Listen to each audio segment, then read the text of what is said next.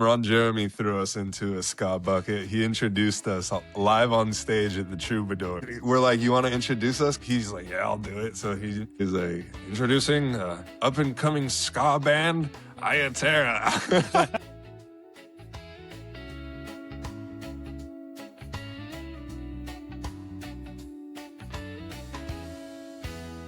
How do you handle burnout?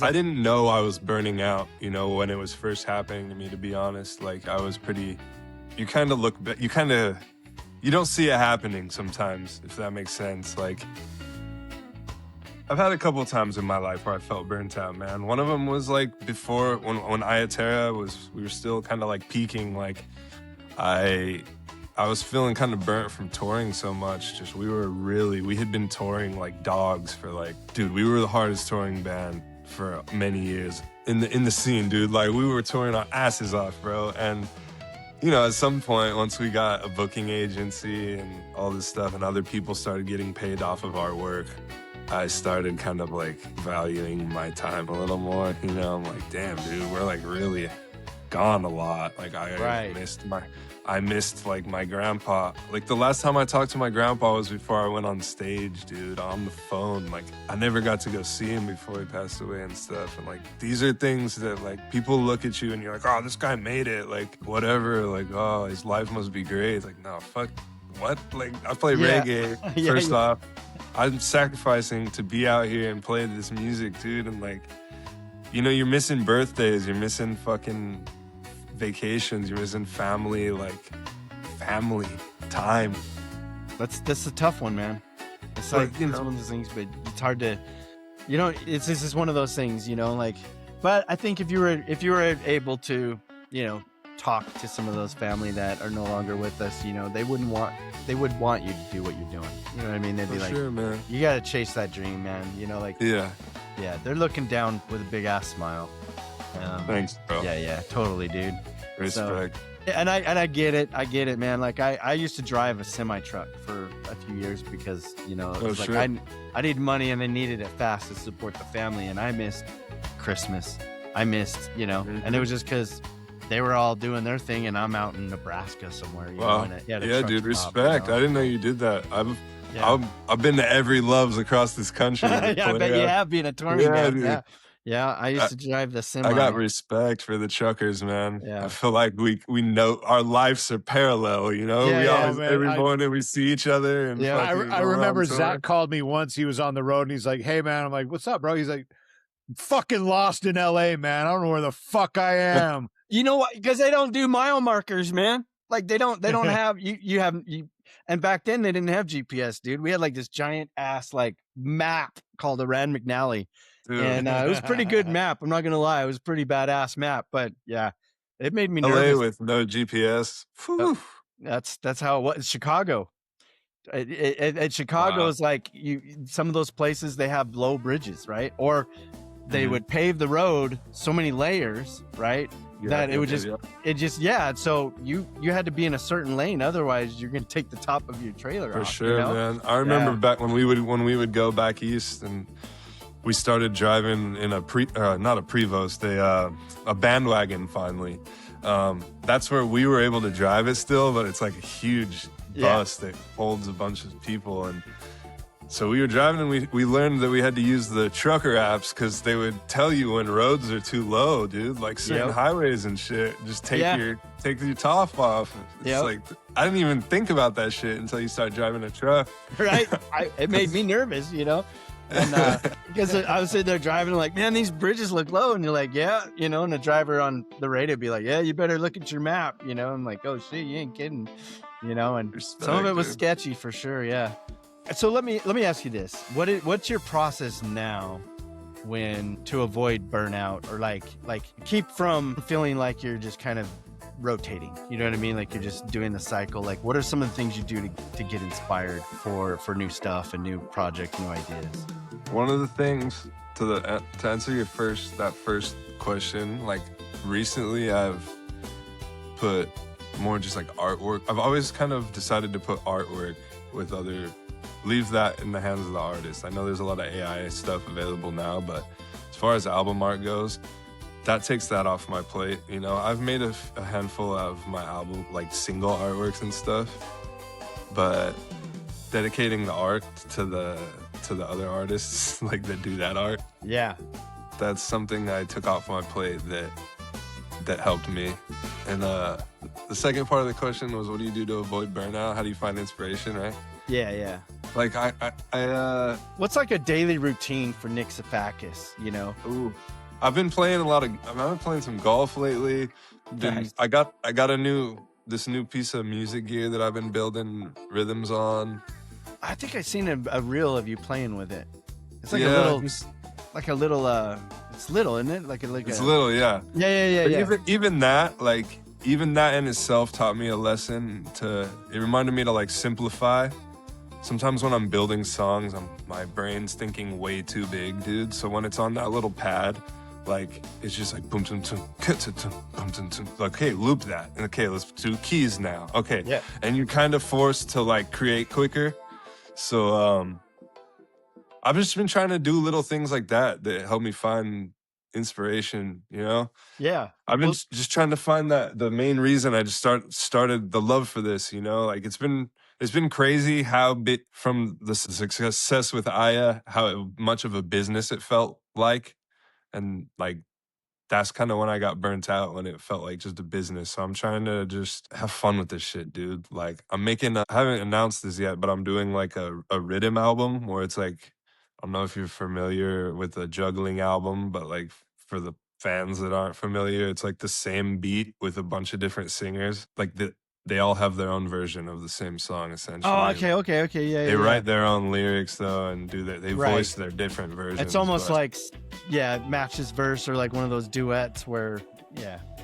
Yeah, but it's like, a whole album. Or it's a whole, yeah. So yeah. I made this rhythm, I made this beat, and I sent it to a bunch of my favorite artists. And I was like, yo, I'd love to have a version from you. And, you know, a handful of them came through. So that's kind of like my next project that I've been working on. And that's been cool because I'm more in the studio. I'm at the production helm for it.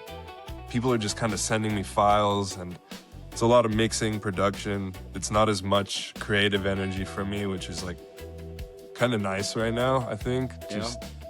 I was in album mode for so long where it was just create. So it's kind of nice right now to just like hone in on producing again. Like I've been producing for other artists too, you know, like other people's albums or songs. And it's cool to see an artist come in here and just be stoked because either they might have been an Iya Terra fan or something, or they might just be an artist that heard about me, that they're young. Like I've had young artists come in here that are just like, this is their first time in the studio. And shit like that, dude, like shit like that blow reminds their mind. I bet it blows their mind. They're like, well, that shit's fun. Yeah. That shit's fun too. But like, it just reminds me like that when I first started playing music, bro. It just gives me that like youthful energy again, and well, that's kind of helped me come out of burnout a little bit, you know. I always ask myself like, because I can't tell you how many times I walk into my little studio and I'm thinking, man, what the hell am I doing? Spending all this money, all this time, you know. And then I think, what would my 16-year-old self say if he walked into this room right now? Could you be like he'd shit his pants? Yeah, you'd be like, dude, rock and roll. You know what I mean? So do you do any promotion at all? Like, do you do marketing, or is it all just word of mouth and social, organic? Do you ever throw money at stuff? Have you heard of Submit Hub? Mm-hmm. Yeah. Like Spotify curators, you can submit your music to them. How's that worked out for you? It's just been good, man. I've developed. It's better for like developing the relationship with the curator more than anything. You know, because a lot of these curators, the first time you'll like submit a song to them, whatever, if they like it, like you can like follow their Instagram, whatever, and you kind of build a relationship and build a list of people that every time you release, you just like hit them on Instagram. So then you don't really have to go through Submit Hub. You just kind of sometimes they want you to, but because they get paid for it. No, once they like your stuff, dude, it's like, so that's cool. That's a good way to do it. It kind of turns into relationships, but I guess you're paying it first. So like, that's been good for me, dude. I've never landed on like a Spotify editorial with my solo stuff. I'm just like, what the fuck? That's crazy. Yeah. Well, Yeah. Do you do SoundCloud at all? Are you ever into that market? SoundCloud, I have a SoundCloud, but like it's the free one. So I Okay. reached So the it's limit and I haven't paid for it yet. Yeah. Well, there's actually a big reggae market there, you know. Or I should do it. Yeah. I've been going back and forth. So I have DistroKid as my distributor. And Okay. then I got sold on SoundCloud because SoundCloud, believe it or not, actually pays the most than some of the other ones. But then I just heard that DistroKid is in talks of being sold or bought out by another company, and that's a red flag for me. So Yeah. my thing is I'm lazy, man. Things- You know, because all my music is already through DistroKid, and then you have to redistribute it through another one, and there's like this overlapping. It's like a process, you know. I'm gonna have to cash out my $13 in royalties, man. Yeah, dude. Right. It's coming after you. Yeah. You can pay I taxes. use, on that. Yeah, absolutely, man. Get that 1099 set, downloaded and printed, man. Does the business side ever want to make you quit the creative side? Or I mean, Yeah. I don't think honestly, All the time. knowing what I know about you, I don't know that anything could actually make you quit the creative side. But Yeah, that's the truth. But all the time, dude. I absolutely hate this like capitalism, this capitalistic world we live in, man. It's fucking, it's rough sometimes. And to see that it like bleeds into everything, including reggae, is like, that was disheartening, you know? And that was like one of my first big burnouts, was like when I learned that, I was like, fuck. This is like tarnished this thing I love. But then I kind of learned how to work inside of the business and like do good business, you know? And you can do good. I learned you could do good business with bad people and still maintain your ethics and do good business and step away from the transaction, feeling good about yourself. Right. Has there ever been a time where you turned down like a money opportunity because it didn't fit your spiritual creative path and beliefs? I turned down opportunities because, I mean, I've turned down some things before because they just don't resonate with me, but because of my spiritual beliefs, I've made decisions based on that for sure, like in band meetings and behind closed doors and stuff. Have I ever done it on my own, turned down an opportunity because of that? I don't think so. Because you're probably never presented with those kind of opportunities because you're steering the whole thing yourself. Like, you never put yourself in a situation where you're going to be tempted or propositioned by bad actors. You just don't deal with them. Yeah. As a group, though, I've been in that situation more times than I would like to be in that situation. Right. I guess that's the plus side about being a solo artist, is you kind of do have control over that, where as a band, you're just one of many, you know, and so they all have their own aspects. Like, you know, most of my bandmates aren't into the same music I am, you know, they all come from different backgrounds and they're okay with that. They don't mind, but that also helps elevate us as a sound, I guess, you know, because everyone's bringing in their little bit of a, you know. So it makes it you guys.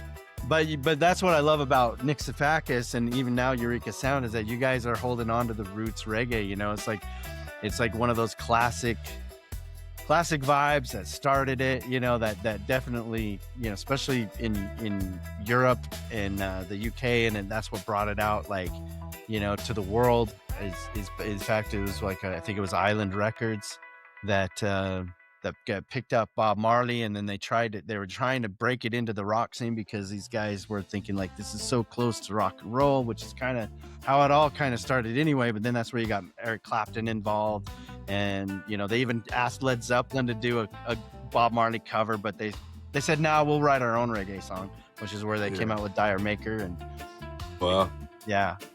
I did some research on reggae back then. I love Bob Marley, dude. Yeah. I just can't. No, like, me who too, doesn't? man. Who doesn't, man? That 70s reggae sound and just roots reggae. I love roots reggae, man. And you do it so well. Thanks, man. Yeah. It's not huge in the States, so I'm trying to like, it's like a smaller market than the Cali reggae, but it's still in the Cali reggae scene. You know? It's just like smaller. It's like a cousin market of it. Yeah, that's kind of how I hope I would see our band. Is not like, we're definitely not Cali reggae, but we do have some of that. Like, I would be like, oh yeah, it's our, you know, our backwoods cousin from Utah, you know, like they're Yeah, all right. Yeah, well, they're all right. No mistakes. Let's invite them to the party, you know. It's reggae that just narrowly escaped polygamy, man. That's right. Yeah. So, Same. but Nice. how is your family doing, man? Everybody doing all right? I hear your dad plays trumpet too, right? He does, yeah. That's right. Casually, he plays some guitar. He played trumpet back in high school. And yeah, dude, he played trumpet with us once on stage in Utah. He crushed it. Sold out show. Yeah. That was probably I one wanted of to the go to that highlights one of the so career. bad. Yeah, I wanted to go so bad and I couldn't make it. I was so bummed. So, but I won't. Shit. I will make sure that does not happen again next time you come in. I will be there, Thanks, man. man. Yeah, that was the highlight of my career, man.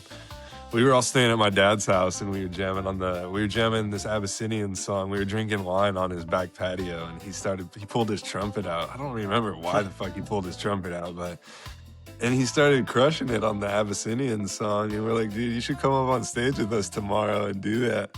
And he was like, oh shit, send me the video. And then like he came to sound check the next day and we did it. And then, man, he rocked that place. And I was so excited, man. Yeah. There's That was just great. epic videos on YouTube of it. Badass, man. Yeah. Well, I you know, remember who seeing really it, knows why trumpet players do what we do, man? We just do. Yeah. Hey, respect to the trumpet players. Hey, man, trumpets brought down the walls of Jericho, baby. Yes, sir. Man, That's awesome. reggae with brass is just crucial, man. Yeah. Well, trumpets. And out here, if you're not like dedicated reggae and you have a brass section in your band, you're ska. That's where it goes, Automatically. Right. Yeah. But we don't really play any. Well, you're ska. I mean, it has horns, right? have horns. Well, then it's That's the problem we have. ipso is because- facto. Yeah, you're ska. we're labeled as a ska band, even though I mean, there's a few songs we do that's got definitely ska roots, you know. But that's the bucket they throw us into, you know. And One time, Ron Jeremy threw us into a ska bucket. He introduced us live on stage at the Troubadour before he got in trouble for all that gross shit. Ron No Jeremy. shit. And he introduced. You should start with that, man. Like, I'm sorry, I'm a little Yeah, late. I'm an hour late. You with might be, you know, cool, but are you Ron Jeremy introduced cool? You know what I mean? Ron were playing Jeremy at the- introducing you as a ska band at the Troubadour. Yeah. It was hilarious, dude. We were playing the Troubadour that night, and the Rainbow or whatever it's called, the Rainbow Room or whatever, his spot is like right next door. And so we were outside out front having a smoke, and we saw Ron Jeremy standing with this like porn star looking chick out front. We're like, that's Ron Jeremy. And our manager, he's like, I'm gonna go over and see if he wants to come to the show. And sure enough, dude, he showed up in the green room before our set. We were like, whoa, what's up, dude? Like, Yeah, it's kind of got weird. and then we're like, you want to introduce us? Because he introduced Sublime, dude, back in the day. So I was like, holy shit, this would be cool. So he's like, yeah, I'll do it. So he's like, what did he say? He's like, introducing up and coming ska band, Iya Terra. And y'all like looking at each other with their guitar, like, what? Did you? Should we ever just double the tempo on everything? And Yeah, right. So that was pretty cool.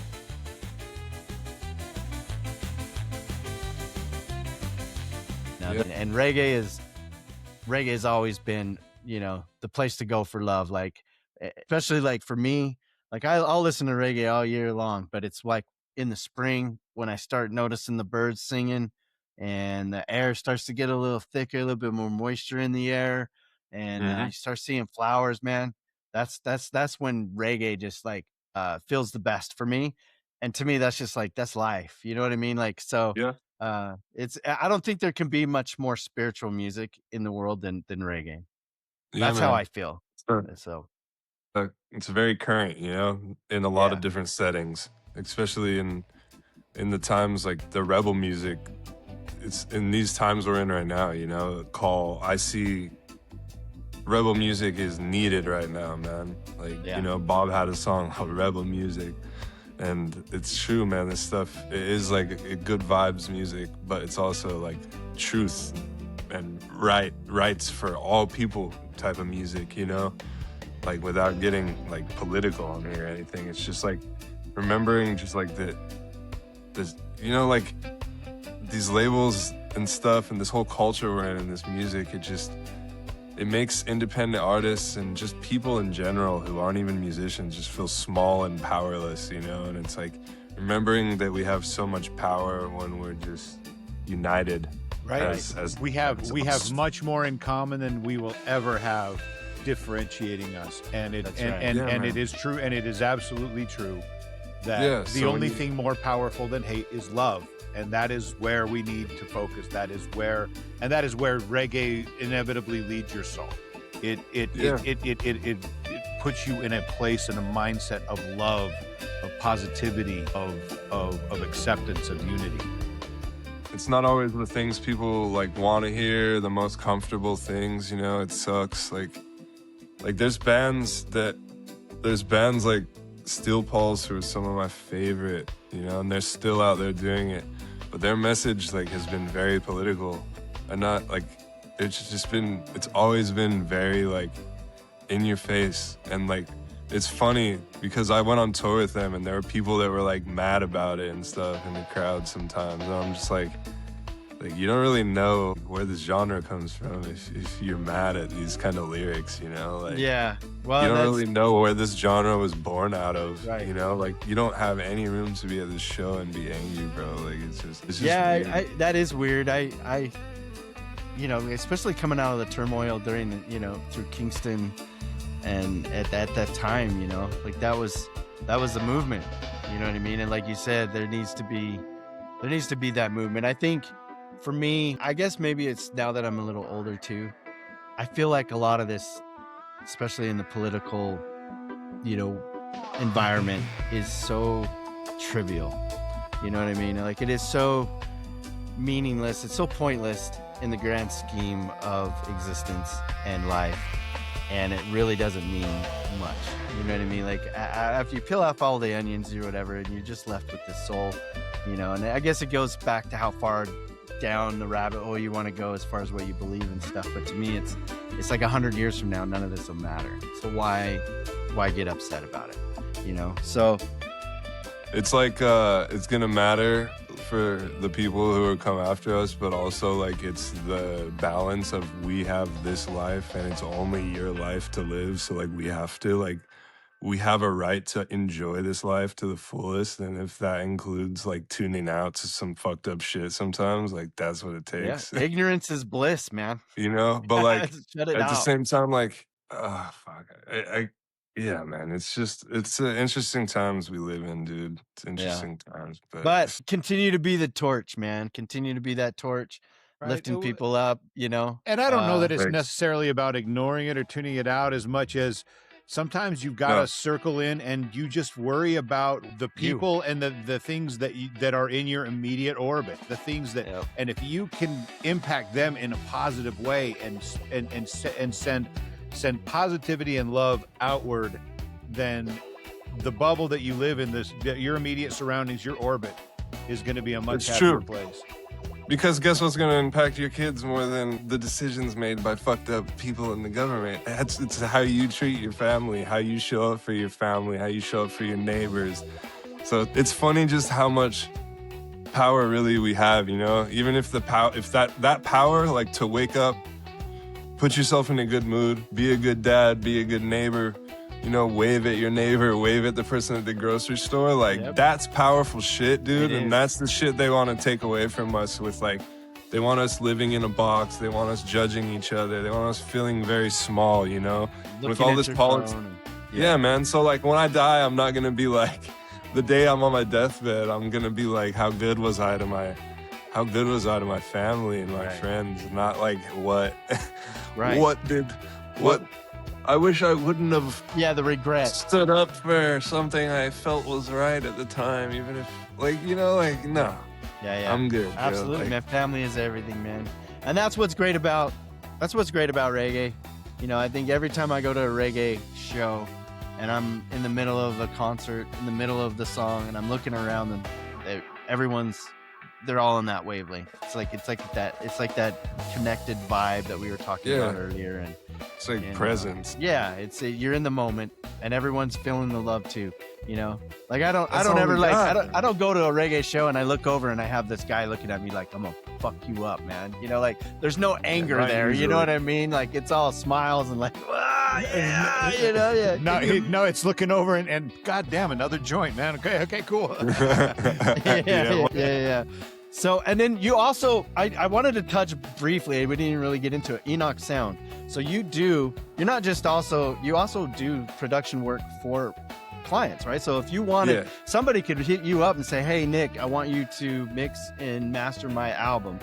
Hell yeah. You offer I love that it. service as well. Yeah, I do I'll do dub remixes too. You know, I build rhythms for people. Sometimes they just send me like voice memos of them singing a song, and I'll build a song around that, send it back to them for them to track vocals on or whatever. You know, like I'm always down to just make someone's vision come to life if I believe in them. All right. Do you have like a starting package that you sell, or is it like it depends on the project, obviously? Kind of depends on the project. For a mix and master, though, it starts like $500 usually on average. If for a mix and a master, or like a dub mix, probably just like $500. But if I'm building a song, like if I'm building a whole song for you, and you want like the whole 9 yards and like horns, I don't know. If it's like a huge 5-minute song, I'm like, okay, like, you know, it'll be a little bit more expensive because like I have an hourly rate. I would say my hourly rate is probably like $50 an hour. Oh, that's not bad, actually. So, That's not bad at all, man. So just depends on the project, dude. Cool. But I try just to wanted work to throw that people. out there for people that might be interested in having For you sure, work. dude. So, And I wish I had like a menu or something, you know, because like I know people want to know that, but it's just so project based that it's hard, you know. yeah, you'd to have like to have something like that. you'd have to definitely like put a box on it. You know what I mean? Like I will do this, Yeah. I will do this. You can have one revision. You can have like just limit your time versus value and and I know it doesn't always work like that, but I just wanted But to let it's- people know that you are also a mixing and mastering For sure. engineer. So Yeah. services for hire. And I love to work with people's budgets, man. I love Yeah. just working with people. I love to see the excitement on people's faces with like just creating in the studio. That's really Nice, cool. man. Hell yeah, dude. You're like the quintessential reason why I even wanted to do this podcast, because I just wanted to lift up those that are independent, that feel Thank you, like brother. empowered to do things themselves. Where can people find your stuff, man? Like where's the best place to find Nick Sefakis? Where's the best place to learn all about you? You can The stream real- my music anywhere. You can buy my music. I have vinyl records on my website. I have CDs on my website. I like music Physical. you can touch still. Yeah, My physical website's stuff. nicksefakismusic.com. Anywhere you stream music, that's where you can find me. And I'm most active on my Instagram and Facebook. Probably Instagram, Okay. though. And Sefakis. Yeah. So I have a unique okay, last so- name, so if you just Google my name, all that comes up. Oh yeah, it does. We'll be sure to leave links also in the description below. Thank you. I love it because that's we fun. always we come into these things with kind of an outline of the flow, but then you get into the conversation, man, and I never want to be so tight and structured that we're like, well, no, the outline says we have to do this, man. Let that conversation Yeah. decide where it wants to go, man, because that's Yeah, real. yeah. That's organic sure. and that's authentic, you know, and that's why. Yeah. And that's, I think, you know, what makes it so much fun. No, you guys have a good podcast going, man. You have a good... Well, all 168 subscribers love us, man. I like the flow. Yeah. Hell yeah, guys. Yeah, I love you, 168 guys. Hey, man. Yeah, I love you, man. A year ago it was like under 50. So Yeah, it was. We're Okay. yeah, There you go. we're slow growing. We're slow growing, but you know Progress, what, baby. man? Yeah, 200, the next goal. there you go. You know what? And it may hit because you're on. You know. That'd be awesome. Let's yeah. get it. You hear that, guys? Go subscribe to that channel. Much love, man. Forever grateful. Yeah, man. Thanks so- for having me, man. For real. Thanks for supporting independent music. Hell yeah, and reggae. Yes, Gotta love reggae, man. You gotta always have that in your playlist somewhere.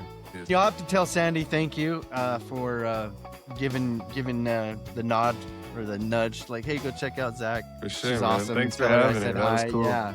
I will. And then again, you can, thanks for being on the podcast. Would love to have you back. We'll do maybe, like let's revisit and let's stay in touch, and much love, respect, man. Right. And, keep doing what you're doing. And friends at home, Thank you, if you've enjoyed this conversation, make sure to check out our latest episode.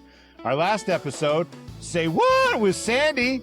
That's right. Say Mix, what? main, squeeze, man. And we're kind of coming full circle here, baby. Yeah. She, had some great insights in the music world, shared some great experience, and we dropped, new episodes, trying to drop every single week, whether it's an episode, a Z Frequency spotlight. We're really trying to stay out in front of you. So please show the love, follow Nick on the socials, and stream his music, because it really will. It'll touch you. It'll touch your soul, and you'll be better off for it. So, Yes, sir. Thanks, man. dig it, man. Yeah.